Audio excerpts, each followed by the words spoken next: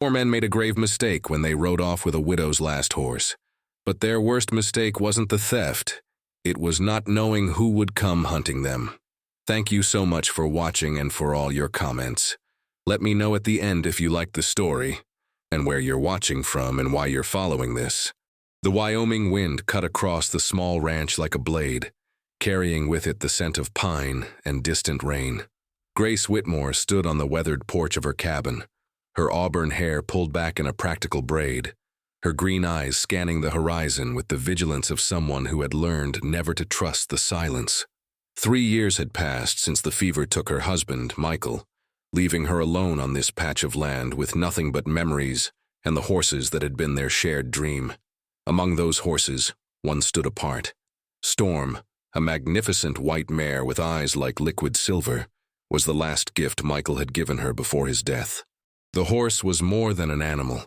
She was a living connection to the man Grace had loved, a reminder of better days when laughter filled this cabin, and the future seemed bright with possibility. Grace descended the porch steps, her boots crunching on the frost-covered ground. November in Wyoming was unforgiving, and she could feel winter's approach in every gust of wind. She made her way to the stable, a modest structure Michael had built with his own hands, reinforced over the years to withstand the brutal mountain weather. Inside, Storm nickered softly, her breath forming small clouds in the cold air.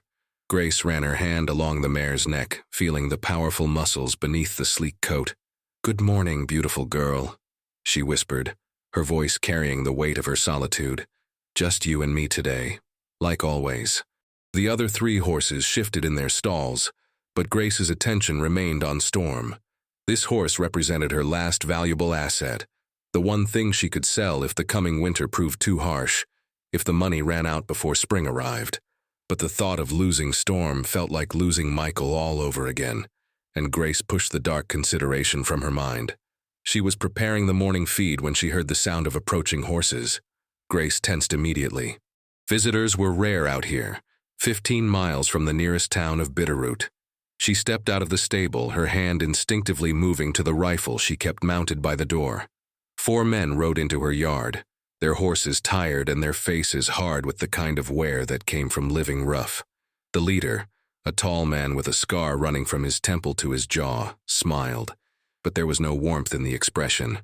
His name was Dutch Keller, and Grace knew him by reputation alone.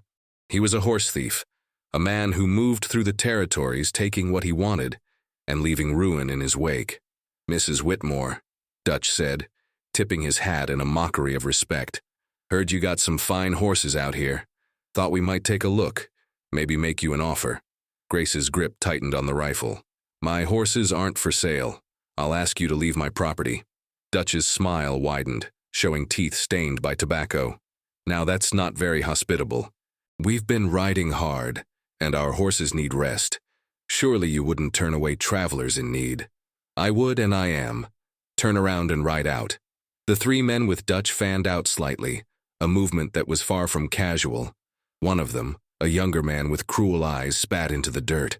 "Boss, why are we wasting time talking to her?" Dutch raised a hand, silencing his companion. "You see, Mrs. Whitmore, here's the thing.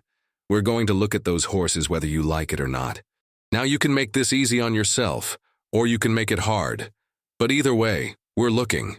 Grace raised the rifle, aiming it directly at Dutch's chest. Her hands were steady, but her heart hammered against her ribs. She was one woman against 4 men, and they all knew how this would end if it came to violence. "I said leave."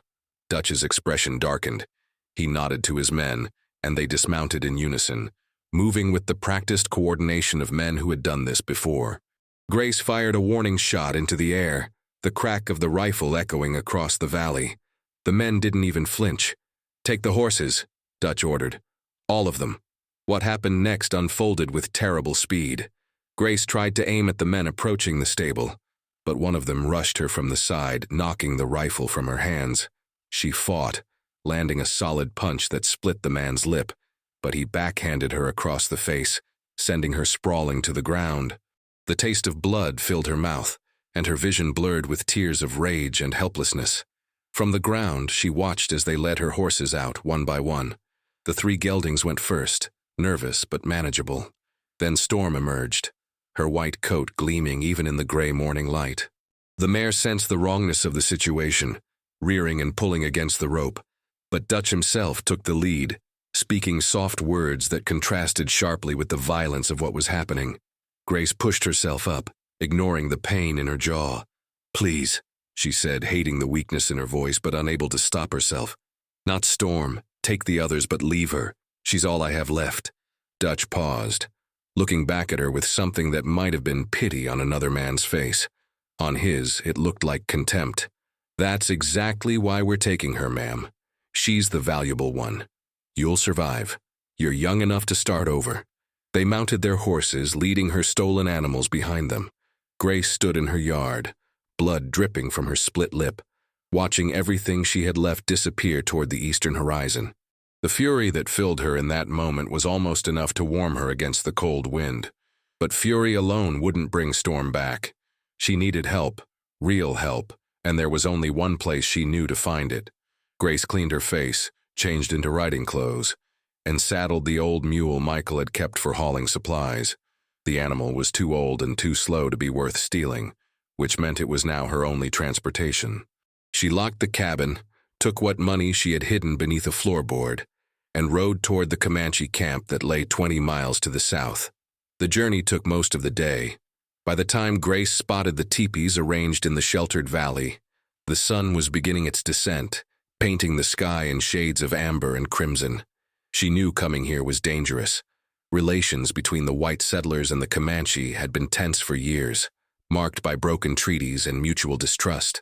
But Grace also knew that the Comanche were the finest trackers in the territories, and that some among them hired out their skills to those who could pay. She was stopped by 2 warriors before she reached the camp's edge. They spoke to her in their language, their expressions stern, and Grace raised her hands to show she meant no harm. "I need to speak with someone," she said slowly. "I need help tracking stolen horses. I can pay." One of the warriors gestured for her to wait, then disappeared into the camp. Minutes passed like hours as Grace sat on the mule, very aware of the eyes watching her from between the teepees. Children peeked out curiously, women paused in their work to stare, and warriors stood with arms crossed, their faces revealing nothing. Finally, a man emerged from one of the larger teepees. He was tall and powerfully built, his long black hair adorned with eagle feathers, his face marked with the scars of a warrior who had seen battle. But what struck Grace most were his eyes, dark and penetrating, holding an intelligence that seemed to see through all pretense. He approached her with the fluid grace of a predator, stopping a few feet from the mule. When he spoke, his English was clear, though accented. "I am Nako. They say you seek a tracker." Grace dismounted, meeting his gaze directly despite the fear racing through her. "4 men stole my horses this morning. One of them is very important to me, a white mare. I'm told the Comanche are the best trackers in these territories. I'm willing to pay for help getting her back." Nako studied her for a long moment, his expression unreadable. "What makes you think I would help a white woman hunt white men?" The question hung in the air between them. Grace considered lying, offering some diplomatic answer, but something about this man's directness demanded the same in return. "Because I'm betting you value justice over the color of someone's skin. Because those men are thieves who would steal from anyone, including your people. And because I'm desperate." A slight smile touched the corner of Nako's mouth, there and gone so quickly she almost missed it. "How much can you pay?" Grace named the sum she had brought, knowing it was likely not enough but having nothing else to offer.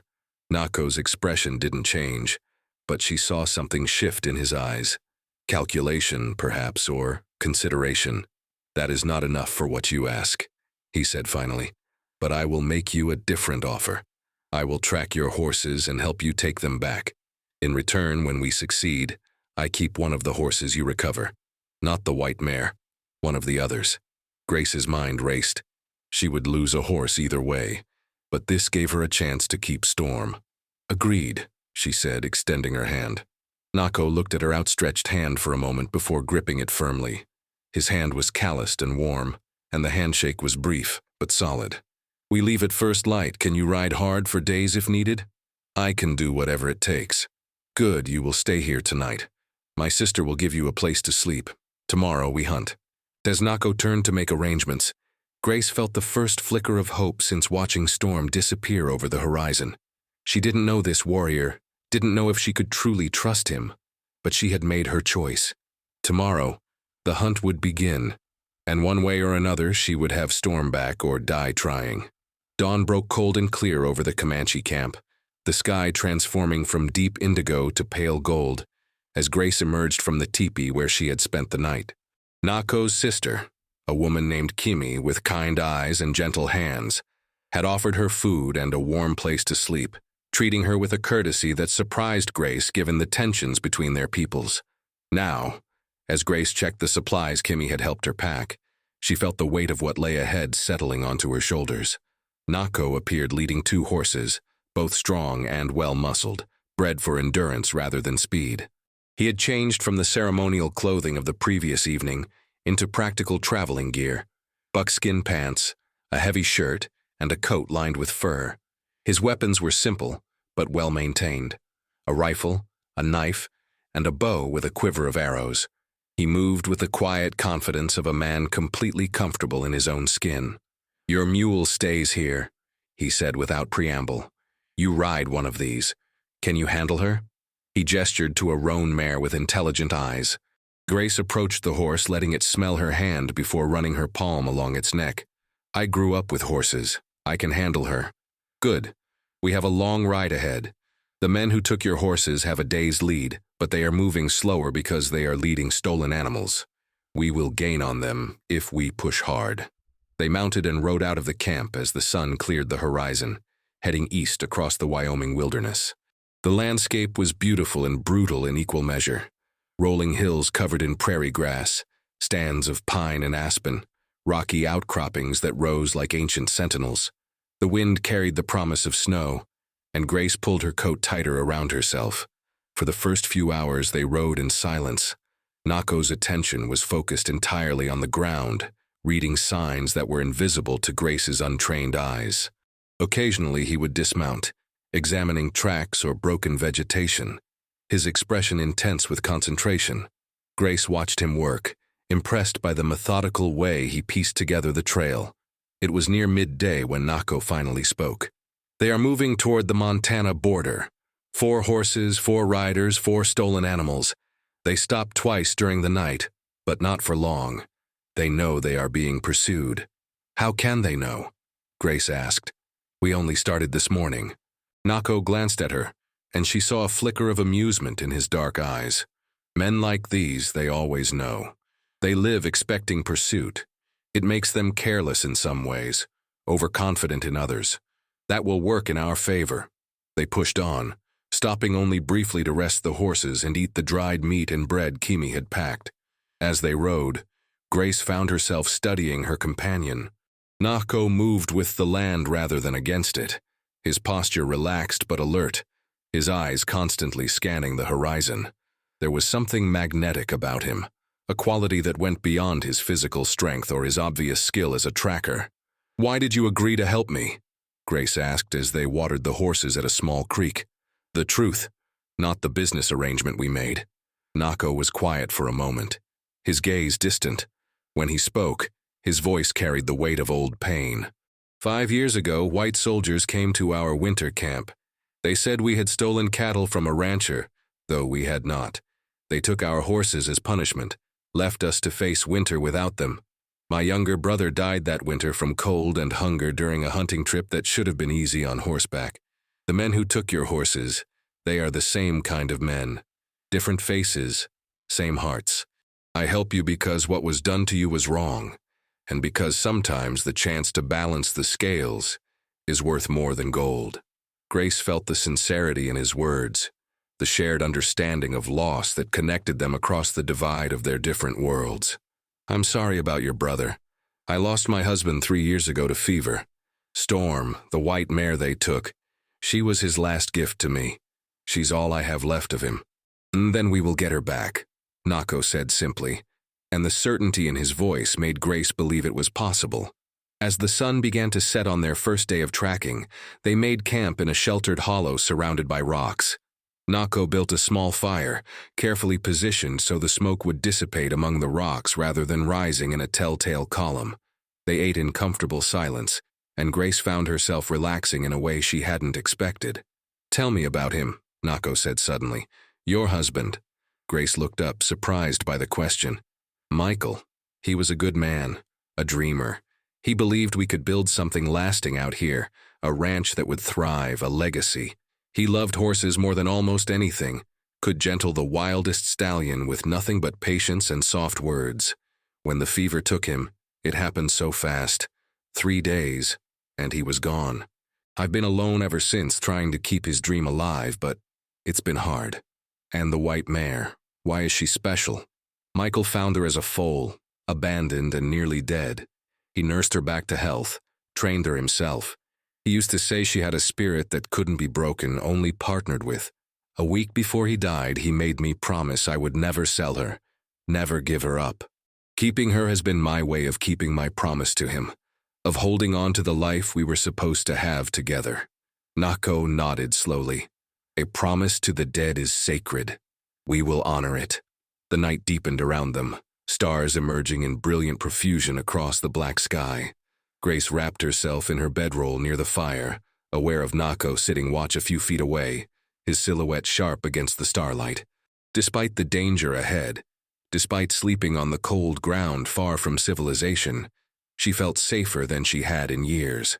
The second day of tracking brought them into rougher country. The trail led through a series of canyons and ravines, the terrain growing increasingly difficult. Nako's expression grew more focused, more intense. "They are trying to lose anyone following," he explained, "taking the hard path, hoping pursuers will give up. But they leave signs anyway. See here." He pointed to a scrape on a rock face, a horse's shoe, and here, disturbed stones. "They passed through less than 6 hours ago. We are closing the distance." By late afternoon, they reached the summit of a ridge overlooking a wide valley. Nako dismounted, pulling Grace down beside him and pointing. Far below, nearly invisible against the landscape, was a thin column of smoke. "There," he said quietly.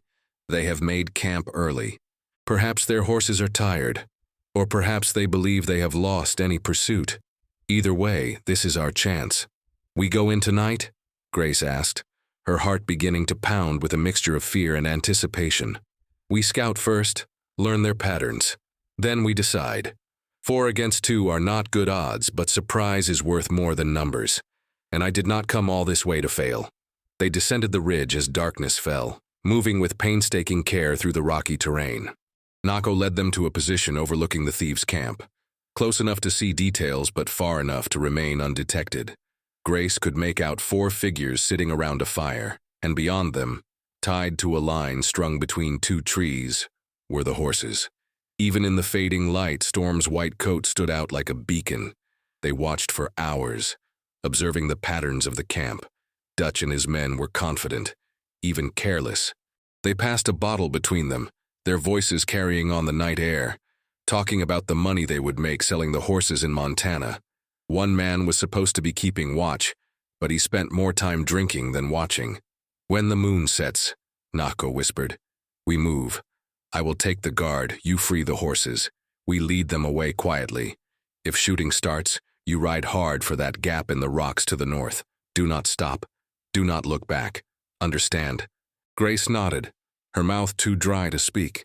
The reality of what they were about to do crashed over her. These were violent men, killers perhaps, and she was about to steal from them in the middle of the night. But the thought of Storm, of the promise she had made to Michael, steadied her resolve. The hours crawled past as they waited for the moon to set. The camp below gradually quieted, 3 of the men rolling into their bedrolls while the 4th, the young one with cruel eyes, sat watch. He was drinking steadily, his attention wandering. Finally, Nako touched her arm. "Now." They moved like shadows down the slope. Grace's heart hammered so hard she was certain everyone in the valley could hear it. But Nako's calm presence beside her kept her focused. They split up as they neared the camp, Nako circling toward the guard while Grace angled toward the horses. Storm sensed her approach, ears pricking forward. Grace sent a silent prayer that the mare would remain quiet, would recognize her despite the darkness and the tense situation. She reached the rope line, her fingers working at the knots with trembling urgency. Behind her, she heard a soft sound, like a sigh, then silence. She didn't turn, trusting that Nako had done what needed to be done. The first horse came free, then the second. Storm nuzzled her shoulder, and Grace had to fight back tears of relief. Then everything went wrong. One of the sleeping men stirred, perhaps sensing something amiss. He sat up, his eyes adjusting to the darkness, and saw Grace with the horses. "Thieves!" he shouted, reaching for his gun. "Dutch! Someone's taking the horses!" The camp exploded into chaos. Dutch and the others scrambled from their bedrolls, weapons appearing in their hands. Nako emerged from the shadows, his rifle barking once, twice. One of the thieves went down screaming, clutching his leg. "Ride!" Nako shouted. "Grace, ride now!" Grace swung onto Storm's bare back, her hands tangled in the mare's mane, the other horse's leads gripped tight. She kicked Storm into motion, and the mare responded instantly, surging forward with the other horses following. Gunfire erupted behind her, bullets whining through the air, but she focused on the gap in the rocks Nako had pointed out, trusting Storm's sure footing in the darkness. She heard hoofbeats behind her and risked a glance back. Nako was following on his horse, riding low and fast, returning fire at the pursuers. Dutch and one of his men had managed to reach their own horses and were giving chase, their faces twisted with fury in the muzzle flashes of their guns. The chase lasted for miles through the darkness, a desperate flight through unfamiliar terrain.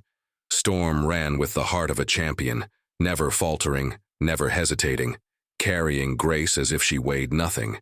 The other horses kept pace, driven by fear and the instinct to follow the herd. Gradually the gunfire faded behind them.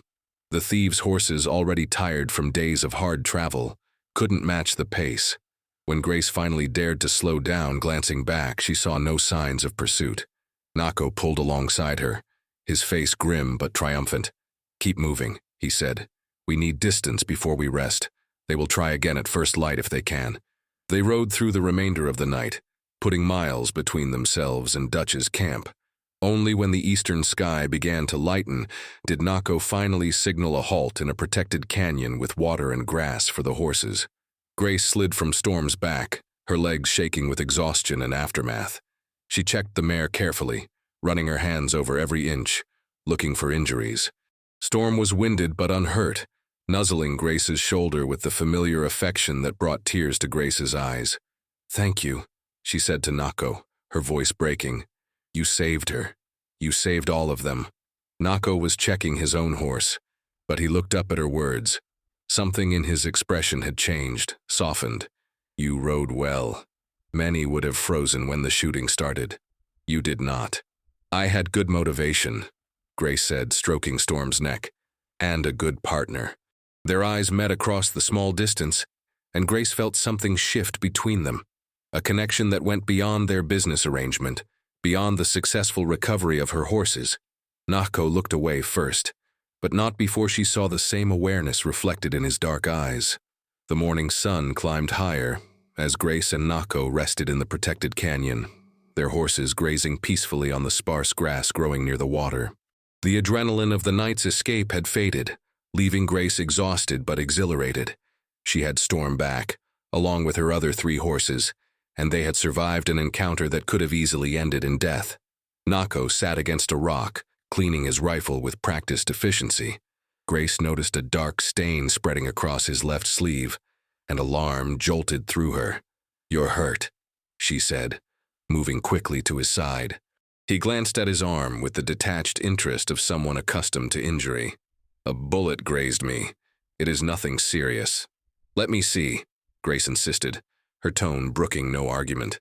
She had nursed Michael through enough ranch injuries to know basic wound care, and she wasn't about to let Nako's stoicism lead to infection or worse. Nako hesitated, then relented, shrugging out of his coat and rolling up his sleeve. The wound was indeed a graze, a furrow carved along the outside of his upper arm, where a bullet had passed too close. It was bleeding, but not severely, and Grace felt relief wash through her. "I need to clean this," she said, retrieving her canteen and the cloth Kimi had packed. As she worked, carefully cleaning the wound with water, she was acutely aware of the warmth of Nako's skin under her fingers, the controlled strength in the muscles of his arm. You could have been killed last night. You put yourself at risk for my horses, for a promise I made to a dead man. Nako watched her work, his expression thoughtful. I told you why I helped, but that was not the only reason. He paused, and when he continued, his voice was quieter. When I saw you standing in my camp, refusing to back down despite your fear, demanding help even though you knew the danger, I saw strength, real strength, not the kind that comes from weapons or numbers, but the kind that comes from here. He touched his chest over his heart. That kind of strength is rare. It deserves to be honored. Grace's hands stilled for a moment, her eyes meeting his. The intensity in his gaze made her breath catch. I've never thought of myself as strong. These past 3 years, I've just been surviving, holding on by my fingernails. Survival requires strength, Nako said. You stood alone on that ranch, kept it running, refused to give up even when giving up would have been easier. That is the definition of strength. Grace finished bandaging his arm, tearing strips from her spare shirt to secure the dressing. Their faces were close now, and she could see flecks of gold in his dark eyes, could feel the warmth of his breath on her cheek. The moment stretched between them, charged with possibility, with the acknowledgement of something neither had expected to find. We should keep moving, Nako said finally, though he made no immediate move to pull away.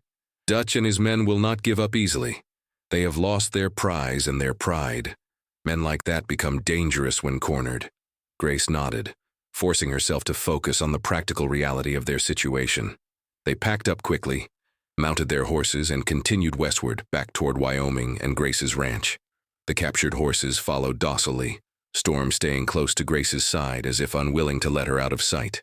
They traveled for 2 more days, pushing hard but being careful not to exhaust the horses. Nako taught Grace how to read the land, pointing out signs of water and shelter, explaining how to move through country without leaving obvious trails. Grace found herself absorbing every word, fascinated not just by the knowledge but by the man sharing it. At night, around their small campfires, they talked. Nako told her about growing up in the Comanche nation, about the traditions and wisdom passed down through generations, about the encroachment of white settlers and the painful reality of watching his people's way of life slowly disappear. Grace shared her own story, the dreams she and Michael had held, the loneliness of the years since his death, her determination to make something meaningful of her life despite the hardships. What will you do now? Nako asked on their second evening. You have your horses back, but Dutch Keller is not a man who forgets. He knows where you live. He may come back, bring more men. The question had been haunting Grace since their escape. I don't know, she admitted. The ranch is all I have. I can't just abandon it, but I also can't defend it alone against determined men. Nako stared into the fire, his expression serious. There may be another way. My people, we need horses. Good horses, trained by someone who understands them. What if you did not face the future alone? What if there was a partnership, an arrangement that benefited both our peoples? Grace's heart began to beat faster. What kind of arrangement? You have skill with horses, land for raising them. My people have warriors who need mounts, knowledge of the territory, protection in numbers. Together we could build something, a ranch that serves both worlds, that bridges the divide between our peoples. He looked at her directly. I could stay, help you rebuild, make the ranch defensible. In return, you train horses for the Comanche at fair prices. We protect you. You provide what we need. But more than that, he paused, seeming to choose his words carefully. More than that, I would stay because I want to. Because in these few days I have seen in you something I thought I would never find. A partner, in the truest sense. Someone who faces the world with courage and keeps her promises even when it costs her everything. Grace felt tears prick her eyes, but they were tears of hope rather than sorrow. Are you saying what I think you're saying? Nako reached across the fire, taking her hand in his. His palm was warm and calloused, his grip firm but gentle. I am saying that I want to stand beside you, to help you keep Michael's dream alive but also to build a new dream, one that belongs to both of us. I am saying that when I think of riding back to my camp and leaving you alone on that ranch, Something inside me refuses. I am saying that I believe we could be good together, if you are willing to try. Grace's answer came without hesitation. She moved around the fire, sitting beside him, her hand still clasped in his. I'm willing. More than willing. These past days with you, I've felt more alive than I have in 3 years. I felt like myself again, like the woman I was before grief tried to hollow me out. I would be honored to have you stay, to build something new together. Nako's free hand came up to cup her face, his thumb brushing away a tear that had escaped down her cheek. Then we will make it so. Together we will make your ranch stronger. We will raise the finest horses in Wyoming, and we will show both our peoples that understanding and partnership are possible, even in these divided times. Their lips met in a kiss that was tender and fierce all at once, a seal on the promise they were making to each other, and to the future they would build together. When they finally pulled apart, both were smiling. The weight of loneliness and uncertainty lifted from their shoulders. The next morning, they crested the final ridge overlooking Grace's ranch. The cabin stood just as she had left it, small and weathered but still standing, still home.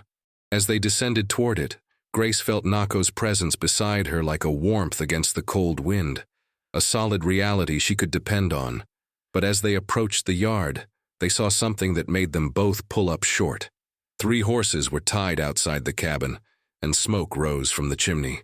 Dutch Keller and 2 of his men had found the ranch and were waiting. They must have ridden straight here when they lost us, Nako said quietly, his hand moving to his rifle. They knew you would return home eventually. Grace's first instinct was fear, but then she looked at Storm, at the other horses they had recovered, at Nako beside her, and the fear transformed into steely determination. This is my home. I'm not running, and I'm not letting them take anything more from me. Agreed, Nako said. But we need a plan. 3 armed men in a defensive position are dangerous. We need to make them come out, level the field. Grace thought quickly, her mind racing through possibilities. The stable, it's filled with hay and it's separate from the cabin. If we set it on fire, they'll have to come out to see what's happening. When they do, we'll have the advantage of position and surprise. Nako looked at her with approval, and something deeper, a respect that went beyond admiration for a clever plan. You are willing to burn your own stable? I can rebuild a stable. I can't rebuild my life if I'm dead, or if I let fear drive me away.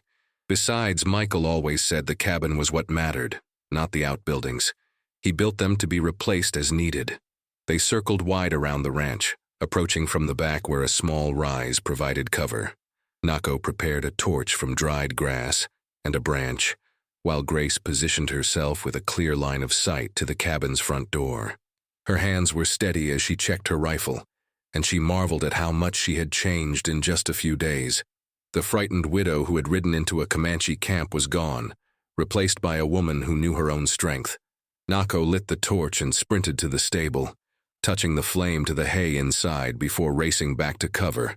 The fire caught quickly, hungry flames licking up the dry wood, smoke billowing into the clear morning air. Inside the cabin, they heard shouts of alarm. The door burst open, and Dutch appeared, followed by his 2 remaining men. They stared at the burning stable in confusion. Then Dutch's eyes swept the area, searching for the source of the fire. "Come out, Mrs. Whitmore," he shouted. "I know you're here somewhere. You and that Indian who helped you steal from us, we can settle this peaceful-like, or we can settle it with blood. Your choice." Grace stood up from behind the rise, her rifle aimed steady at Dutch's chest. "You're on my property, Keller. You stole from me first. This ends now. You and your men ride out and we'll call it even. You stay, and we'll finish what you started." Dutch's face twisted with rage. "You think you can threaten me? You're just a woman and a savage. We'll kill you both and take what we want anyway." "Try it," Nako said, standing beside Grace, his own rifle trained on one of Dutch's men. "But know that the first shot you fire will be your last. We have the high ground. We have clear shots and we have nothing to lose. You, on the other hand, have your lives. Choose wisely." For a long moment the standoff held, tension crackling in the air like lightning about to strike. Grace could see the calculation in Dutch's eyes, weighing his pride against his survival instinct. His men looked nervous, their guns wavering slightly, clearly not as committed to this fight as their leader. Finally, one of Dutch's men spoke up, his voice shaking. "Dutch, this ain't worth it. We already lost one man back in Montana, and we got nothing to show for it. Let's just ride out." Dutch's jaw clenched, fury radiating from him, but Grace could see the moment when pragmatism won out over pride. "This ain't over," he snarled. "You hear me? This ain't over by a long shot." "Yes, it is," Grace said firmly, "because if I see you anywhere near my property again, I won't give you a choice to leave. I'll shoot first and not bother with questions. Now get on your horses and ride out before I change my mind about letting you go at all." Dutch and his men backed toward their horses, mounting quickly but keeping their eyes on Grace and Nako. They wheeled their mounts and galloped away to the east, disappearing over the horizon in a cloud of dust. Only when they were completely out of sight did Grace lower her rifle, her arms trembling with the aftermath of adrenaline. Nako put his hand on her shoulder, steadying her. "You did well. You gave them a chance to leave with their lives, which is more mercy than they deserved." Grace turned to look at the burning stable, watching the flames consume the structure. It hurt to see it go, but not as much as she had expected. It was just wood and nails after all. What mattered was standing beside her, solid and real, and committed to staying. Over the following weeks, Grace and Nako rebuilt. The stable rose again, stronger than before, with help from some of Nako's Comanche brothers, who came to assist once word spread of the partnership. Grace worked alongside them, learning their language, sharing meals, building bridges between worlds that had been divided for too long. Storm thrived in the renewed energy of the ranch, and Grace began training horses in earnest, using the techniques Michael had taught her combined with the wisdom Nako and his people shared. The ranch became a place of collaboration, where Comanche warriors brought wild mustangs to be gentled and trained, where white neighbors slowly overcame their prejudices as they saw the quality of the horses being produced. Grace and Nako's relationship deepened with each passing day, built on mutual respect, shared purpose, and a love that had been forged in the crucible of danger and challenge.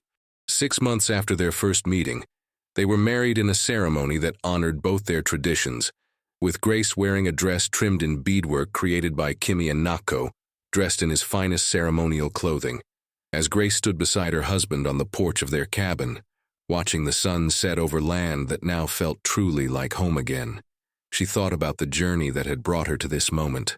The theft of Storm had seemed like the final blow, the loss that would break her completely. Instead, it had been the beginning of something new, something better than she could have imagined. "What are you thinking?" Nako asked, wrapping his arm around her waist and pulling her close. Grace leaned into his warmth, watching Storm graze peacefully in the pasture alongside a dozen other horses, the herd they were building together. "I'm thinking that sometimes the worst things that happen to us lead to the best things we never knew we needed. I'm thinking that Michael would be happy to know that his dream didn't die with him, that it grew into something even bigger. And I'm thinking that I'm grateful for every step of this journey, even the hard parts, because they brought me to you." Nako kissed the top of her head, his embrace tightening. "I am grateful too. For your courage, for your trust, for the life we are building. This is only the beginning, Grace. Together, we will create something that lasts, something that honors both our pasts and builds a better future." As the last light faded from the sky and stars began to emerge, Grace knew he was right. They had faced down thieves and prejudice, danger and doubt, and they had won. Not just the horses, not just the ranch, but something far more valuable. A partnership built on love and respect, a future bright with possibility, and the knowledge that whatever challenges lay ahead, they would face them together, united in purpose, and bound by a love that had been tested and proven true. The Wyoming wind, once so cold and lonely, now felt like a blessing, carrying with it the promise of all the tomorrows yet to come.